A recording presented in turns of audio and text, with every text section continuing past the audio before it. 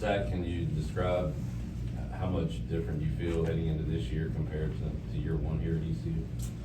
I mean, coming in as a freshman last year, you really have no idea what to expect, and just having that first year under my belt, I mean, I just know the gist of what it's going to take to succeed, and that's just, the experience really helps.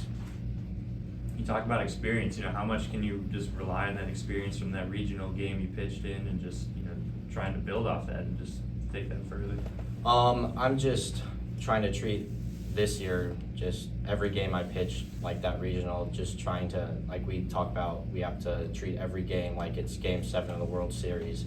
And I'm just gonna go into every game thinking that, this is the most important game, and just so I can just keep the level of competitiveness at that high level. Looking back, your first collegiate save was against UNC in front of a record crowd, 6,003 people at LeClaire Stadium. What was that experience like? Oh, it was amazing.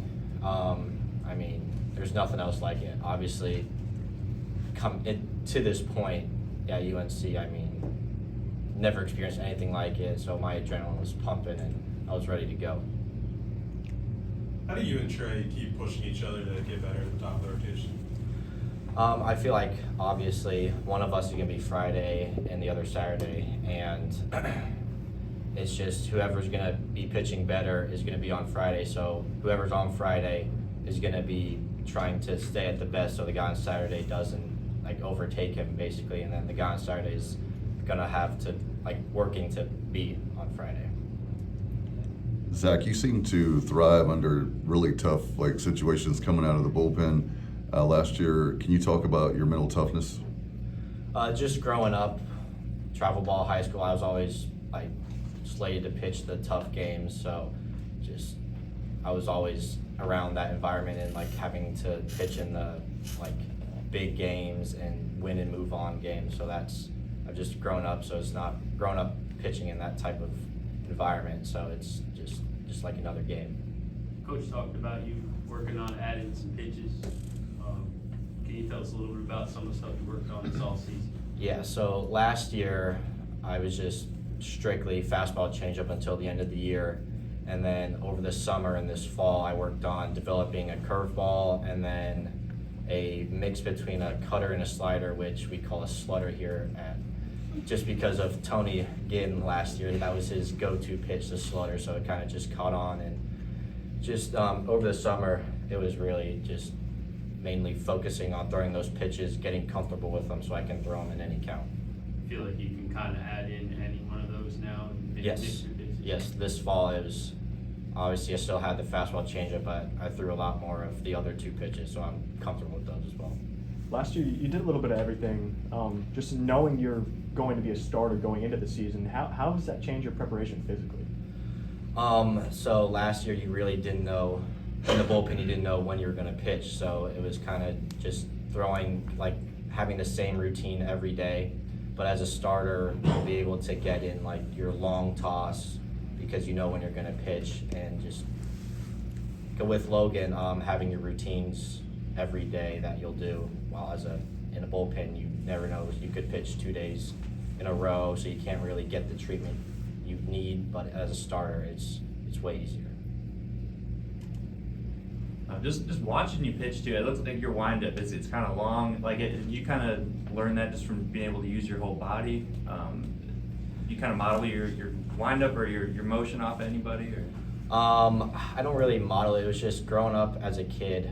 When I first started pitching, my dad wouldn't let me pick up a baseball and throw it until I was able to do the wind-up just with muscle memory. So I had it ironed out from a young age and just have kept building on as I put on muscle and weight, really getting more into my back leg and using my entire body as I've grown up. The sport of baseball is just known for superstitions. Do you have any before you take them out? I'd say the only one that I have is I like to take a cold shower right before I go to pitch. I just flush everything out, and it just gets me ready to go. How have, whether it be Justin or Ryan behind the plate, how have they kind of helped your development from when you got here to now?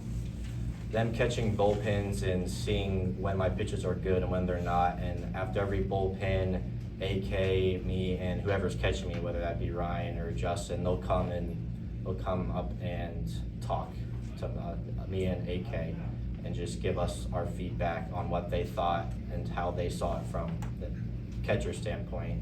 And I mean, they've caught me a lot, so they know when the pitches are on and when they're not. And usually, I mean, they have good advice, great advice.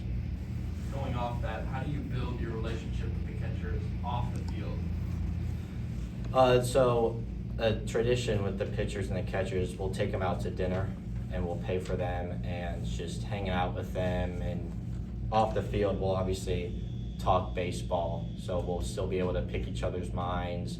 And usually, like, when we get into scrimmages, we'll be facing them, so they'll tell us what they saw when they were hitting against us as well as catching. Ask Coach Knight about, not tipping pitches and how you guys work on that.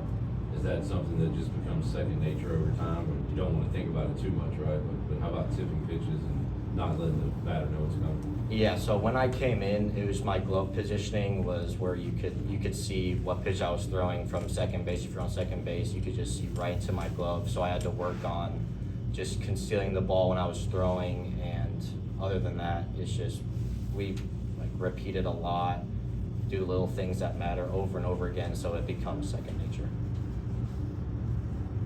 Anything else for Zach? Thanks, Zach. Thanks, Seth.